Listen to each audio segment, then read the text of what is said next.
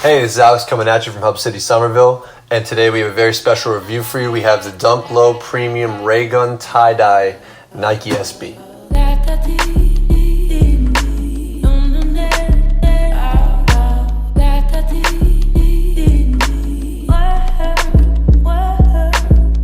A two-piece set, the Nike SB Raygun Tie-Dye Dunk Low is probably one of the more unique and inspired callback sneakers that Nike SB has released in the last few years. The inspiration is drawn from the original Raygun Dunk Lows, and that shoe itself has a whole story behind it that I don't think most people care to mention at this point, but I'll get into it for your benefit. Back in the late 90s, early 2000s, Nike, for a series of ads, promoted a fake basketball team called the Roswell Rayguns, and they had a little alien guy as their logo. Sandy Bodeker, the head of Nike Sportswear, years later decided to bring back that logo onto two pairs of Dunk Lows, both in white and black colorways. They came out more than 10 years ago, damn near. So to see this shoe come back was really nice, and to know that it came back as an homage to Sandy is awesome. And to get into that for a moment, because I think a lot of our crowd doesn't know this, Sandy Bodeker is actually where the term SB comes from. It's a dirty secret that's been flying around the dunk community for years. But Sandy's basically this old dude, tall, long blonde hair, hippie kind of style guy. And he's the guy who was the driving force behind Nike Sportswear for many years. Sandy got sick and passed recently, which is a big loss for the whole community and the Nike family.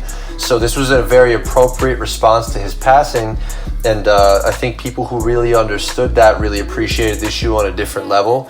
Also, the tie-dye was an homage to the fact that he would always wear tie-dye on boutiques and on Sneakers app and several different places. So this was more of a broad release sneaker.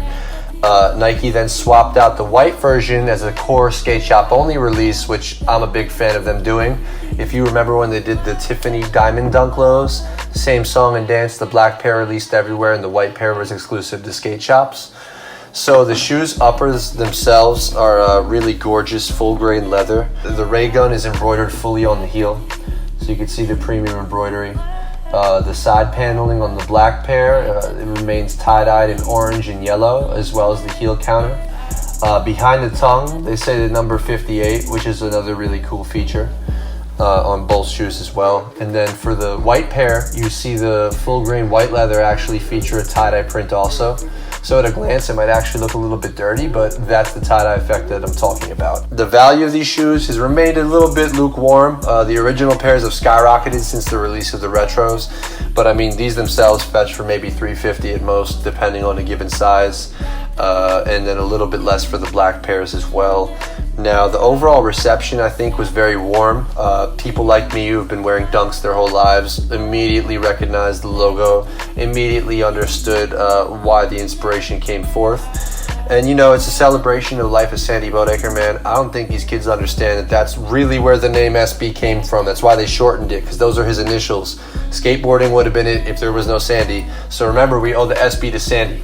And really, I think that's what makes this shoe one of the more important shoes that we'll end up talking about in this series, because it's probably the most inspired of them all. We've seen SB try to re-release different versions of like low and high top classic Dunks, and it's come off very tasteless, honestly, to real long-time collectors. So to see them actually do a re-release of a shoe right is very exciting to someone like me, and I think everyone else as well. But you guys let us know what you think. If you think this is a corny knockoff from the original, or if you're happy to see them pay an homage to the real legend Sandy Bodeker. And then feel free to let us know any other shoes you might want to check out in our Dunk Review series. This is the first of many videos we'll be putting out. And be sure to sound off below and let us know how you feel about the overall quality of this shoe and the other newer Dunk releases throughout 2020, because we're seeing them step up release by release. So sound off below, let us know what you think. And again, thank you for tuning in with Hub. Have a great morning, evening, afternoon, wherever you may be. Bless up.